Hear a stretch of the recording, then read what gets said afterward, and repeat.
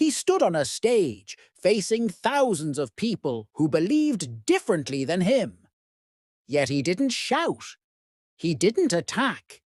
He spoke with calmness, courage, and truth. This is not just a story of science, not just a story of faith. This is the unforgettable life of a man who dared to stand alone for what he believed in.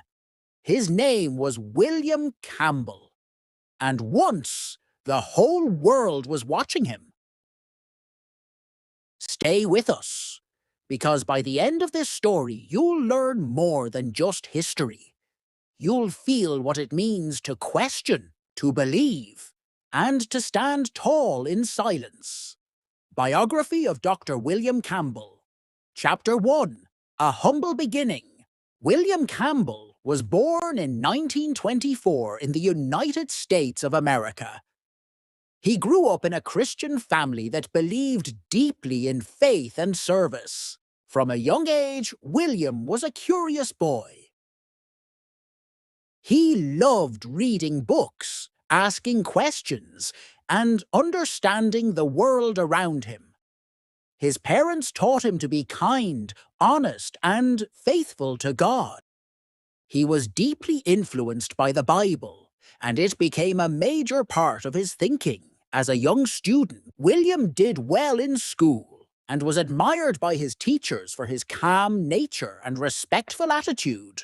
William's love for knowledge led him to choose a path of both faith and science.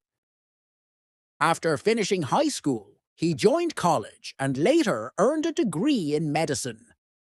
He wanted to serve people, heal the sick, and also understand the deep truths of religion and science. His early life was simple, but his dreams were big.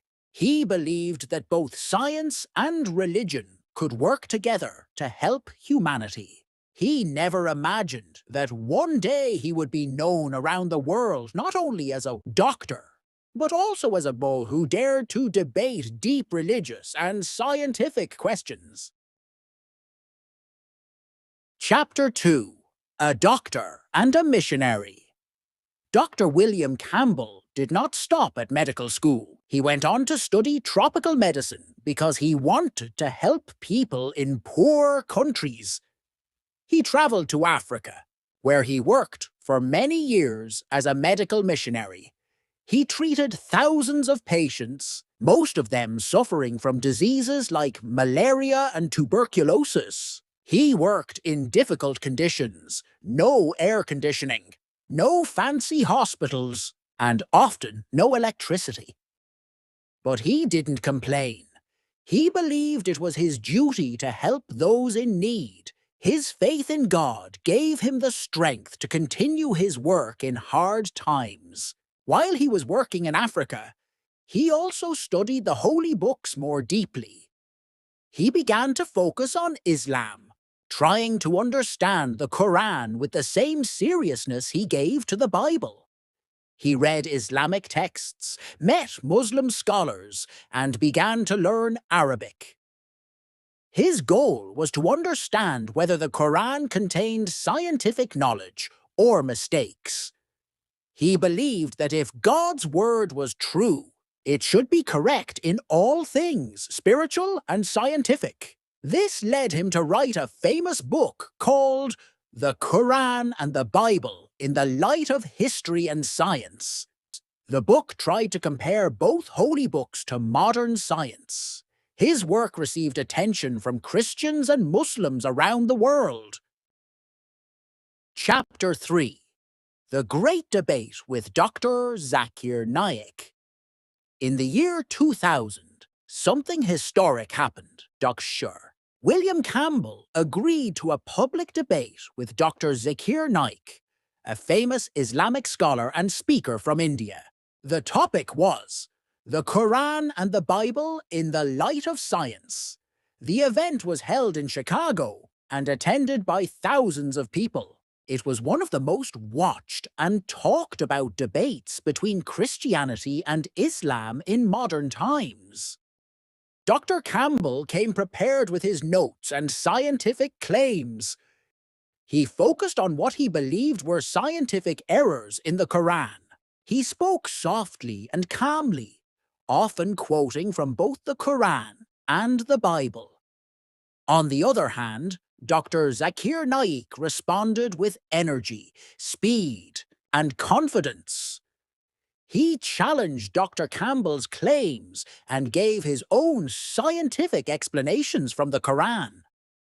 The audience listened carefully. Some cheered for Campbell, while others supported Naik. It was not just a debate between two men. It was a debate between two worldviews, Christianity and Islam. Though many believed Dr. Zakir Naik gave stronger arguments. Dr. Campbell was respected for his courage. It is not easy for a Christian doctor to sit in front of a large Muslim audience and express his beliefs. Even though he faced tough questions, he stayed respectful, polite, and honest. This debate made Dr. Campbell a well-known name across the Muslim world. His face and words were seen on television, in newspapers, and across the internet. Chapter 4: Later Years and Legacy. After the debate, Dr. Campbell continued his work quietly. He did not try to become famous or argue further. He believed he had said what he needed to say. He went back to his medical and religious duties, serving in small Christian groups and helping students understand science and religion. Many Christian scholars appreciated his effort to bring academic honesty into religious discussions. Though he faced criticism from some people who disagreed with his ideas, he never lost his faith. He believed that religion and science should work together, not fight each other. His book continued to be read in churches and schools, especially by those who wanted to understand Islam and compare it with Christianity. His life was an example of peaceful dialogue, even when opinions differed. He showed the world that debates can be done with respect, not hate. In his later years, Dr. Campbell became a symbol of Christian scholarship. He was never aggressive or proud. He always used calm words and humble thoughts. His legacy was not just in medicine or theology, but in the way he carried himself with dignity, even when the world disagreed with him. Chapter 5: Lessons from his life. Dr. William Campbell passed away in 21, but his story continues to live on. He was not a politician or a rich businessman. He was a simple man who loved science, faith, and truth. His life teaches us many lessons. First, we learn that we can ask difficult questions without losing respect for others. Second, we learn that faith and science do not always have to fight. They can talk, debate, and even agree. Third, we learn that courage is not always about shouting loudly. Sometimes it's about sitting quietly in front of the world and speaking your truth with calmness. Today, people from both religions, Islam and Christianity, remember Dr. Campbell. Some agree with him, others don't, but all respect the way he tried to bring light through knowledge and understanding. In a world full of hate and anger, he showed another way, a way of wisdom and dialogue. So whether you agree with his ideas or not, there's one thing you cannot deny. Dr. William Campbell dared to stand on a stage, open the holy books, and speak to the world, not to win but to understand. And that in itself makes him a man worth remembering. If this story touched your heart, please like this video. And don't forget to subscribe Glorious English for more powerful English biographies.